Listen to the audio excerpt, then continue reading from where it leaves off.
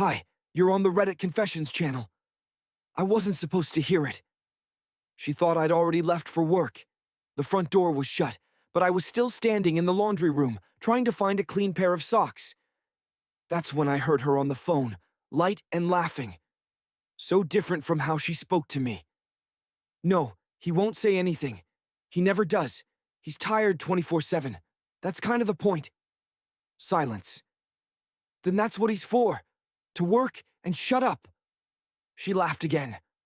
I stood there, sockless, jaw clenched, staring at the dent in the dryer door I accidentally made 2 years ago. I thought that dent was the most humiliating thing in my life. I was wrong. A minute later, I walked out like I hadn't heard anything. She was in the kitchen, back turned, pouring coffee like a scene from a fake commercial marriage. I said, "I'm tired." She didn't even flinch, just smirked. "That's what you're for, to work. Don't whine." I don't know what hit me harder, hearing it the second time, or realizing she'd said it out loud to me like it was a punchline she'd already rehearsed. I asked quietly, "Then what are you for?" She froze for just a second, and then turned around like nothing happened. "I have a lot to do today. Can you pick up more detergent on the way back?" That was it. No answer, no apology, nothing. But that day, I didn't go to work. Instead, I followed her. And that's when everything started unraveling.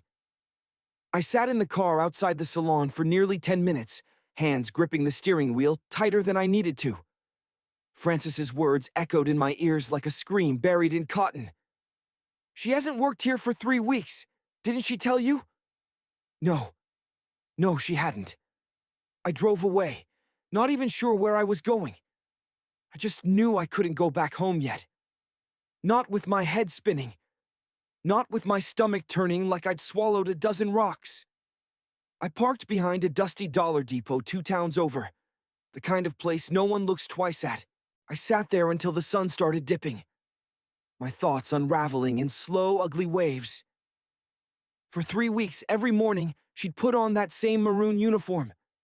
Every afternoon, she'd say, "Rough day, the boss is crazy."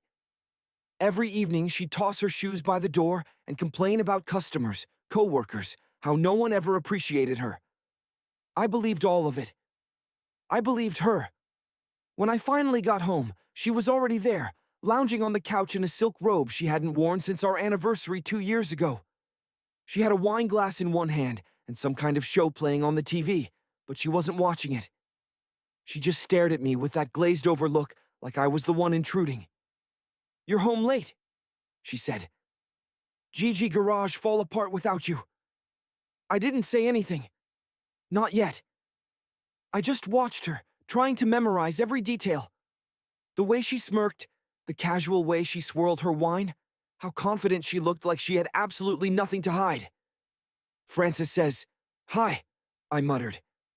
That made her pause. Just a blink, but I caught it. The tiniest flicker of nerves. Then she scoffed. "Oh, did you just swing by the salon to gossip with old ladies now?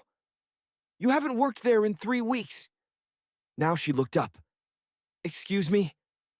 You've been leaving every morning in uniform, pretending. Where the hell have you been going, Lena?" She sat back, swirling her wine again, slower this time. "Don't start with your paranoia, Curtis. You work too much and sleep too little, and now you're hearing conspiracies." I laughed. And it scared both of us. It wasn't funny, but it was either that or scream. "You lied every single day. But fine, let's say I'm crazy. Unlock your phone." She clutched it instinctively, like it was her heartbeat. "No." "Why not?" "Because I don't like the way you're talking to me." "You mean asking questions?" She stood up fast, knocking over the wine. It bled across the carpet like a crime scene. "This is why I didn't tell you," she hissed. "You turn everything into a drama. You whine, Curtis. You whine when you're tired, when you're confused, when you don't get what you want. That's what this is. Another sad little tantrum." I stared at the mess on the floor. "So, where do you go?"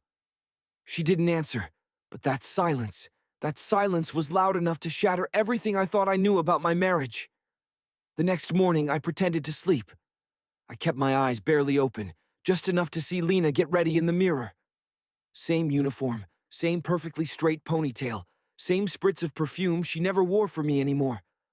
I watched her grab her work bag and tiptoe out the door like she didn't want to wake me. But her phone was still under her pillow. That was her mistake. I waited 5 minutes, heart racing like I was robbing a bank. I reached beneath the pillow and pulled it out. I didn't expect it to be unlocked, but it was. No passcode, just a simple swipe. My hands were shaking, and I knew if she came back in for any reason, I'd be caught. But I had to know. First red flag, a text thread with someone saved as L. Just the letter. The last message read, "Can't wait to see you again today. Same hotel." That was from her. The response already got the key. Room 203.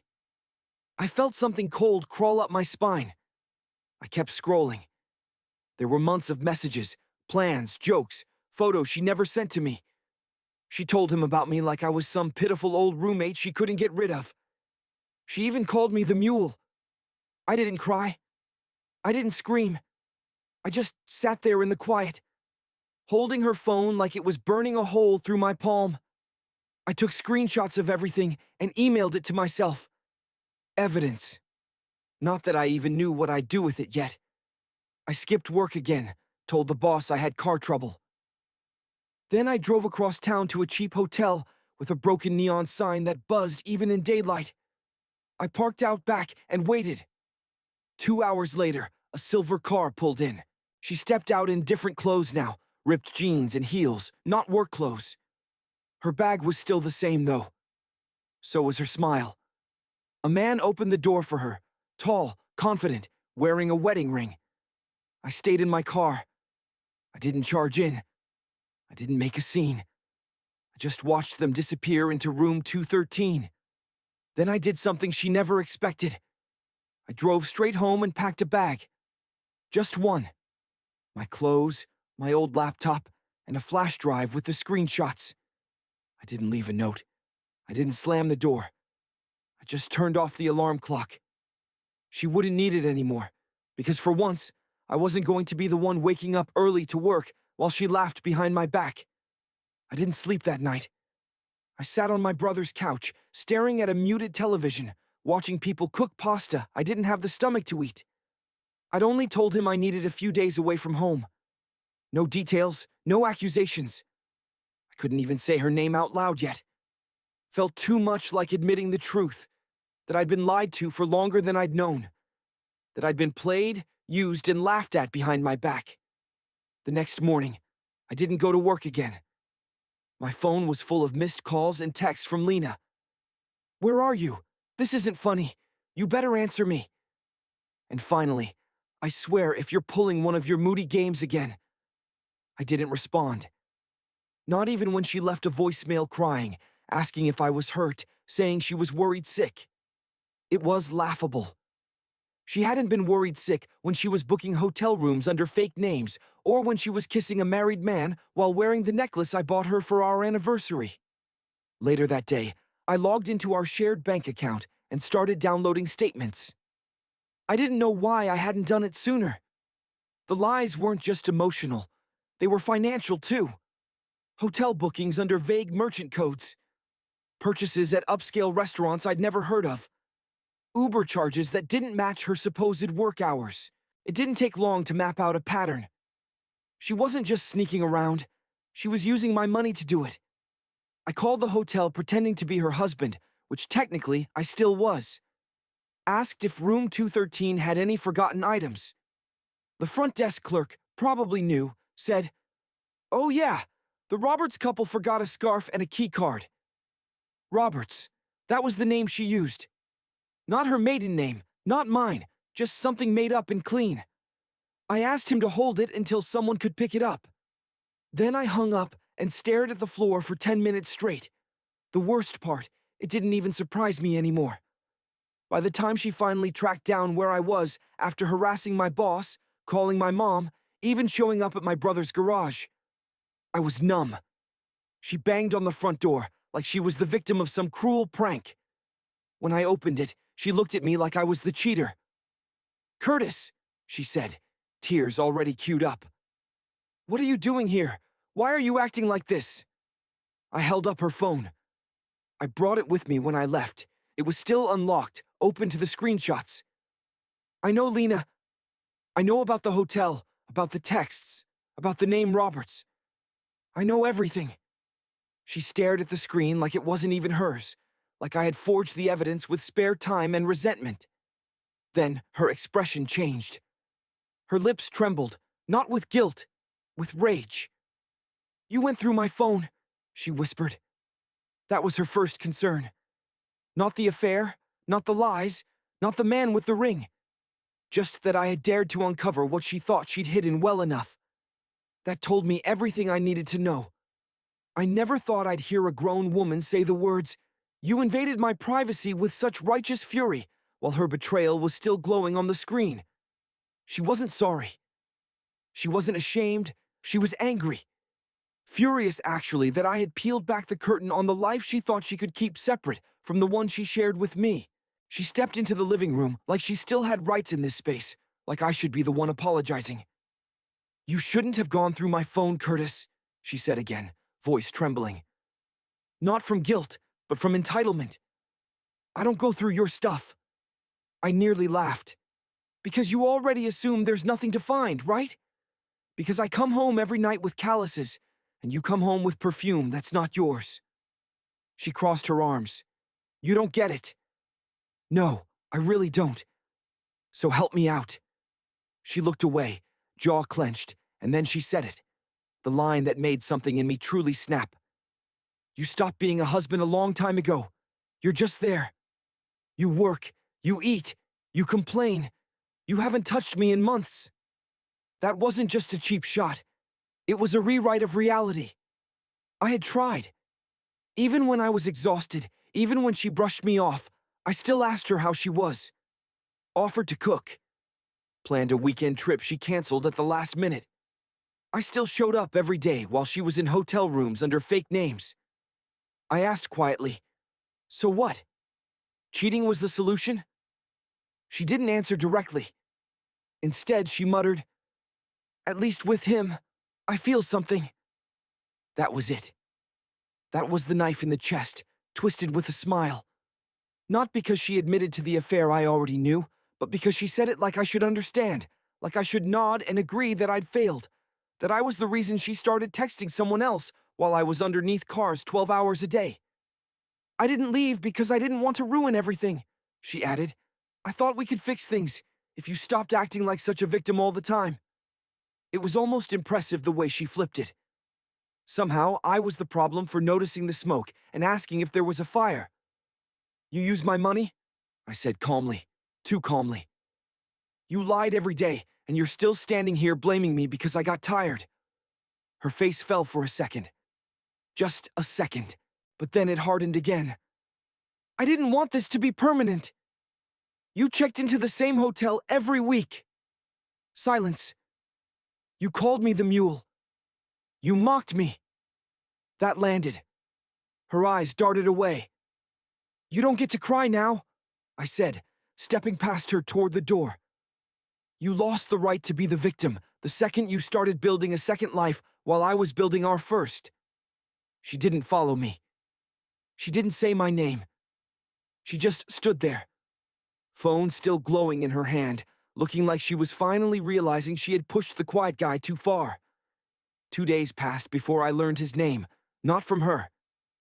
She still refused to admit anything beyond the phrase, "It just happened." Like betrayal was a car crash, like someone else was driving her to that hotel room.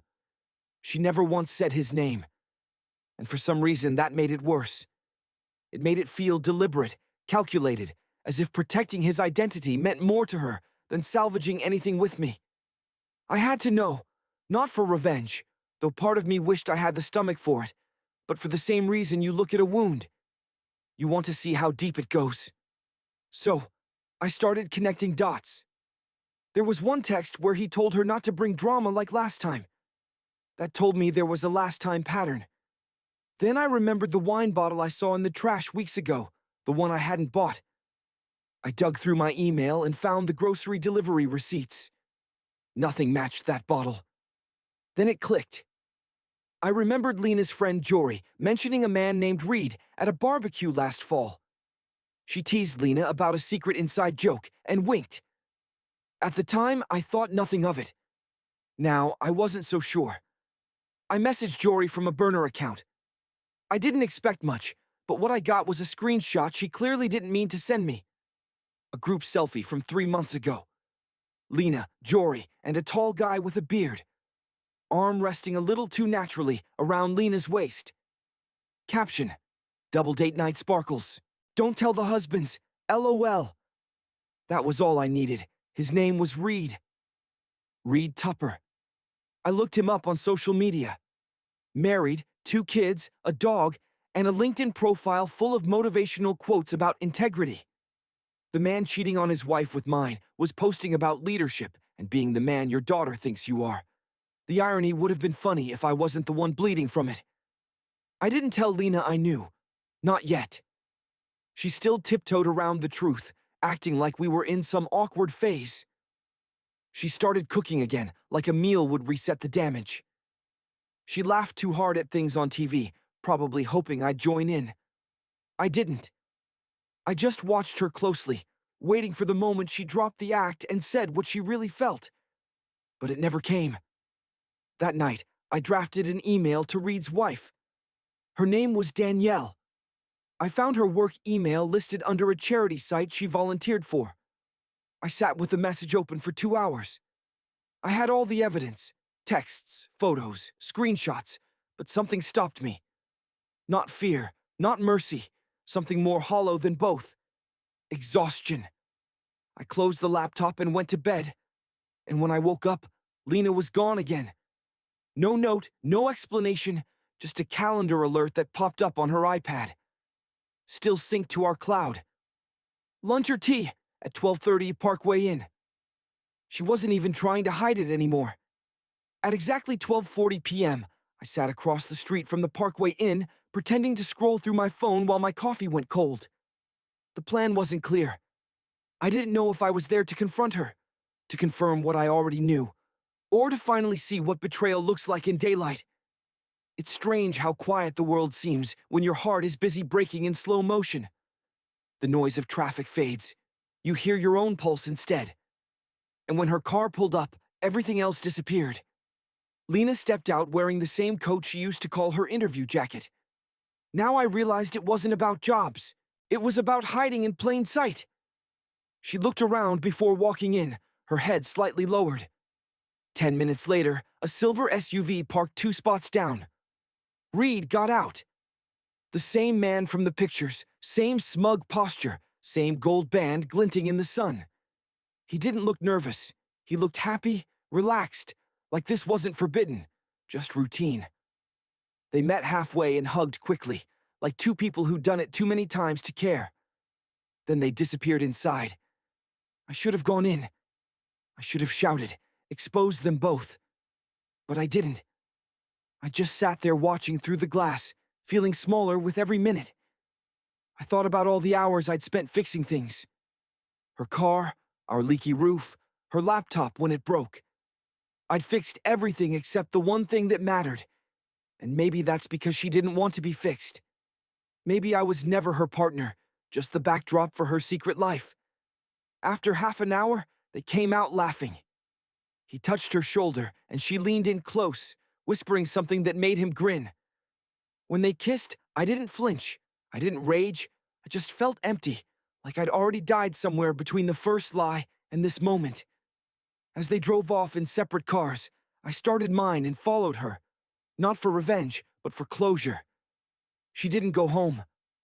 She went to a small park near the lake, parked, and sat there for almost 20 minutes, staring at her reflection in the water. Maybe guilt, maybe nothing at all. I didn't approach.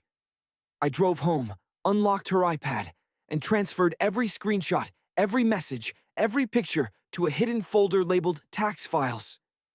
Then I poured myself a drink and waited. At 6, she came in. Same coat, same calm face. "You're home early," she said, like the last few weeks hadn't happened. I looked at her and simply asked, "How was lunch?" She froze. Her fingers twitched around her purse strap. For the first time in a long time, she didn't have a single clever word to say. She didn't speak for nearly a full minute. I watched her eyes search my face, looking for clues. How much I knew, what I'd seen, how deep the damage went. I didn't offer any comfort. I didn't raise my voice either, just silence, the same kind she gave me all those nights she left without explanation. "How was your day?"